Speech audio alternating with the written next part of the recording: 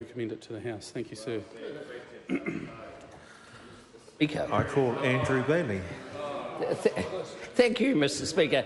It's a pleasure to be talking on the taxation annual rates for 2019-20, GST Offshore Supplier Registration and Remedial Matters Bill first reading. Agree with Mr Michael Wood that the name could have been improved.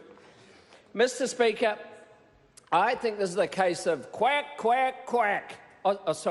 Tax, tax, tax. This is a government that all it wants to do is rapaciously grab more money from hard-working New Zealanders. Hard-working New Zealanders. And even though it came into power saying it would not put any more taxes on, do you know what the result is, Mr Speaker? The result is $2.3 billion so far, and this piece of legislation is going to add another $200 million to that total. It's outrageous. It's all about taxing hard-working mums and dads, and I don't believe that is in the best interest of New Zealand. Now, I'm just going to say that Speaker who just sat down started off very well, I thought, Mr Tabato, but he sort of drifted off. I thought he'd lost interest in his speech. But I think that salient and pertinent point he was talking about was the Amazon tax. The Amazon tax. And of course, this is our bill. This part of it was designed by Honourable Judith Collins, actually. And actually, it was our piece of legislation. So I took heart that actually Mr Tabato was commending the national government for actually thinking and doing the hard works, designing a good system so that this government now in power can nick it and impose it and put it in place. And yes, he's right. It is about making it fair for shop owners in New Zealand. It's about making sure that they can survive in increasingly digital procurement arrangements. And of course, what it does is it lifts the threshold from $400 to $1,000 per item, and any international supplier or foreign supplier now has to register for GST if they supply more than $60,000 of goods and services a year to New Zealand people. And I think that's good. The big issue I'm going to be asking of the Minister is how he's going to undertake the compliance of this. It's quite a big issue. And I think if you're going to put in legislation, you need to make sure that you have the right compliance framework to monitor it. Otherwise, it just becomes a sham. And I think that'll be one of the issues we will be following up with the Minister on this aspect of this bill. The other one is around the ring fencing, Mr Speaker.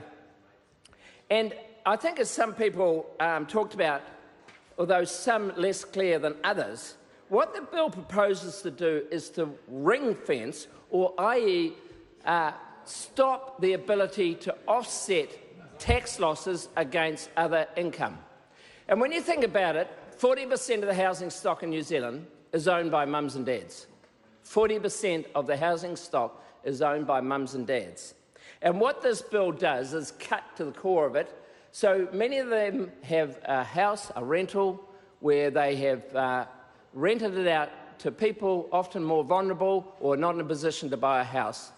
And they spend the money upgrading that house under the Healthy Homes Guarantee that's been imposed, and all the other things that go with it to provide a nice house for those people. And what happens is that they can offset some of the interest costs and other costs associated with renting that property. What this bill does, and Mr Tabato didn't actually highlight the key issue, what it does is it says you may only claim up to the maximum income that you receive on that property year. So if your rental income is $30,000, you can't claim deductions more than $30,000. That, and then there's the ability to carry forward, which he referred to. But what he didn't refer to is the black hole that happens.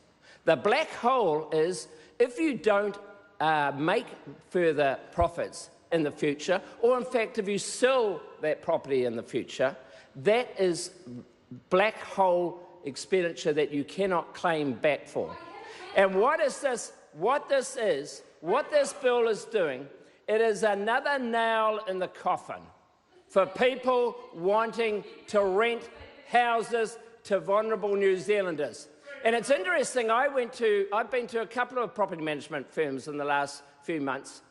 One of them told me they've got a portfolio of 3,000 homes they own. Over 10% of their houses, i.e. 300 of those 3,000 homes, the property owners, the mums and dads, are saying this is the environment but imposed by the Labour New Zealand First government is too difficult, and they are selling their properties. And I went to another one recently in Pukekohe, same issue. Over 10% were selling their properties. And what's happening is that we are seeing people selling their properties, making it harder for vulnerable New Zealanders to find properties that they can rent and live in and be happy in, and because they're simply, the property owners are selling them. And that is why this bill is not a good bill. And that is why we will not be supporting this bill. And we will be looking to have these strong and hard conversations during the course of the Select Committee. But it is a bad bill from that perspective, Mr. Speaker. I call Gareth Hughes. Kia ora, Mr. Speaker.